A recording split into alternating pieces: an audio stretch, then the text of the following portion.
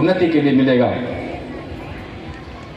कुछ मान्यवर हमारे राम सेना परिवार के हैं जिन्होंने दिन रात एक करके राम सेना संगठन को और हमारा संगठन मम दीक्षा हिंदू रक्षा मम मंत्र समानता एक लक्ष्य हिंदू राष्ट्र इस संकल्पना की पूर्ति के लिए राम सेना का हर एक राम सैनिक अपने प्राणों की आहुति देने के लिए भी सदैव तत्पर रहता है। उन तमाम कार्यकर्ताओं को भी इस व्यासपीठ के माध्यम से मैं नमन करता हूं।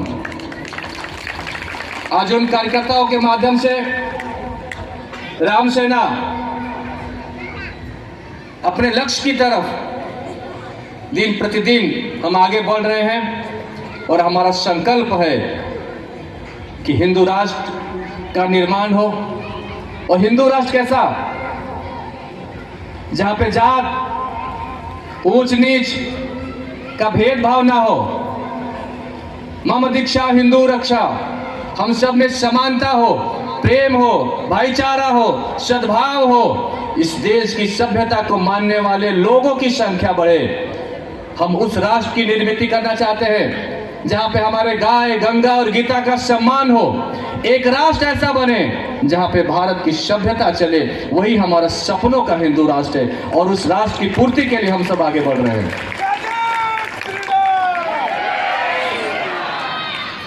और मुझे विश्वास है गुरु जी, हम सब तो निमित्त मात्र हैं। हम सबके पीछे जो हम सबके आराध्य, हम सबके भगवान मर्यादा पुरुषोत्तम भगवान श्री राम ने जिस तरह से संतों के नेतृत्व में चलने वाले इस राम सेना का निर्माण किया और राम सेना संतों के मार्गदर्शन में और अध्यात्म के मार्गदर्शन पे एक न एक दिन मुझे विश्वास है हिंदू राष्ट्र की संकल्पना हम परिपूर्ण कर लेंगे। और ये संकल्पना 1528 में बाबर के सेनापति मीर बाकी ने जब हम सब के आराध्य भगवान श्री राम का मंदिर तोड़ा, उस समय लोगों ने कहा था राम लला हम आएंगे, मंदिर वहीं बनाएंगे। और उस संकल्प की पूर्ति आज हो रही है। 1528 से लेकर 2024 तक एक में ऐसा आंदोलन जहां पे आदमी इसलिए शहीद हुए कि अपने अध्यात्म, अपने आराध्य के मंदिर के निर्माण के लिए अपने प्राणों की आहुति दी। उस आंदोलन के सहभागी बने हम सब। एक संकल्प ऐसा करें, पता नहीं उस संकल्प की पूर्ति में हम सब रहे ना रहे, हमारे आने वाली पीढ़ियों के भविष्य को उज्जवल करें। और संकल्प करें एक न एक दिन इस देश को हिंदू राष्ट्र बनाएंगे। और उस संकल्प की पूर्ति के लिए अगर प्राणों की आहुति देना पड़े तो एक एक राम सैनिक तैयार है, इसका मुझे पूरे विश्वास है। और हमने ये राम सेना जिस तरह से मर्यादा पुरुषोत्तम भगवान श्री राम ने जब उनको मां जानकी को वापस लाना था, मां जानकी का खोज करना था और रावण जैसे दुराचारी, अत्याचारी, पापाचारी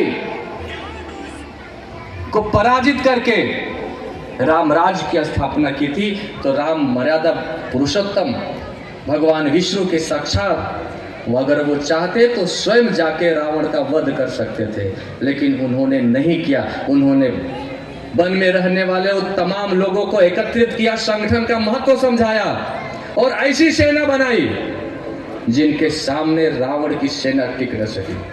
हम उसी मार्ग पे चल रहे हैं। हम समाज में उस लोग जो जात पात की जड़ से दूर, ऊंच नीच की जड़ से दूर हिंदुत्व के लिए जीना चाहते हैं, राष्ट्र के लिए जीना चाहते हैं, भारत की सभ्यता के लिए जीना चाहते हैं, ऐसे लोगों को मिला के हमने भी संकल्प लिया एक न एक दिन हिंदू राष्ट्र की संकल्प करके रहेंगे और आने वाला भविष्य हमें याद करेगा। आने वाली पीढ़ियां पूछेगी जब इस देश में गौ हत्या, लव जिहाद, धर्माचार हो रहा था, बहन बेटियों पे अत्याचार हो रहे थे, तो उस समय कहा थे तो मैं सीना ठोक के बोलूँगा, उस समय मैं राष्ट्र के निर्माण के लिए काम कर रहा था, घर पे नहीं बैठा था। इतना विश्वास है। दोस्तों, राम सेना कोई संगठन नहीं, एक विचारधारा है, एक सोच है। राम सेना को संगठन मानना विचारधारा को न समझने वाले लोग ही कर सकते हैं। हमने कोई संगठन नहीं बनाया, हम विचार बनाए हैं और विचार की पूर्ति के लिए सदैव तत्पर रहेंगे। पुनः पूज्य जी के श्री चरणों को नमन करता हूं और इस कार्यक्रम को सफल बनाने में जितने भी हमारे माताएं बहनें ने सहयोग दिया, उन सबको इस व्यासपीठ के माध्यम से अभिनंदन करता हूं। कल अपने निर्धारित समय पर इस कार्यक्रम का शुरुआत हो और आज ममता राम नारायण यादव जी, पिछले वर्ष की तरह भी हमने भी गुरुजी संकल्प किया कि पहले लक्ष्मी का नाम आए, बाद में नारायण का नाम आएगा। तो ममता राम नारायण यादव जी, ममता राम नारायण यादव, माफ करिए, ममता रामायण यादव जी, आप जहाँ भी है, दोनों पति पत्नी मंच पे आके पूज्य जी का आशीर्वचन लीजिए। और औरंगाबाद, जिसका नाम बदलकर छत्रपति संभाजी नगर हुआ, छत्रपति संभाजी नगर के राम सेना के जिला अध्यक्ष हम सबके बीच में हैं। मैं पुनः इस व्यासपीठ के माध्यम से उन्हें निवेदन करूंगा, सर्वजीत चौधरी जी जो हमारे छत्रपति संभाजी नगर के राम सेना के अध्यक्ष हैं, वो आइए और पूज्य जी से आशीर्वचन प्राप्त करें। राम सेना का एक विभाग IT सेक्टर है, जहाँ पे हमारे कुछ